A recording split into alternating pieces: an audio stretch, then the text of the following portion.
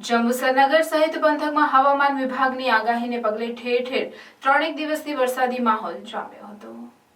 જંબુસર નગરપાલિકાની બેદરકારીના કારણે શેખડીવાડી, મિર્ઝાવાડી, વાદી ફળિયા, ગંજ સહિત દરગાહ વિસ્તારમાં વરસાદી પાણી ભરાયા છે। નગરપાલિકા તંત્રની બેદરકારીને કારણે શાંતિનગરી તરફ આવેલ મોટા કાંસ જેની સફાઈ ન થવાના કારણે આ વિસ્તારોમાં પાણીનો નિકાલ થતો ન હોય જનતા હેરાન પરેશાન છે। આ વિસ્તારો તળાવ જેવા ભાસે છે। ગંજ શહીદ દરગાહ શરીફ ખાતે મુસ્લિમ સમાજનું મોટું કબ્રસ્તાન આવેલ છે।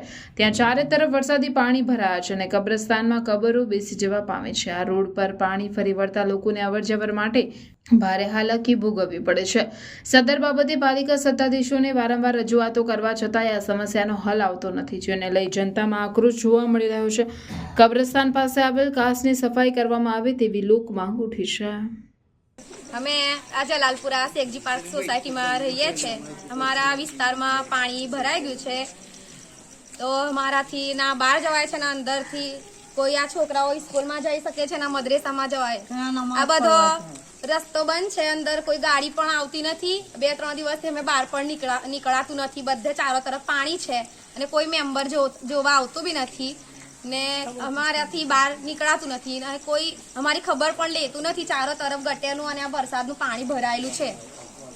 જંબુસર શહેર નગરપાલિકાને અમારે ગંજ સહિત ધાર્મિક સ્થળ પર જવાના રસ્તા પર અગાઉ જાણ કરતા હોવા છતાં પણ આ લોકોએ કોઈ પણ જાતનું ધ્યાન આપેલો ન હોય।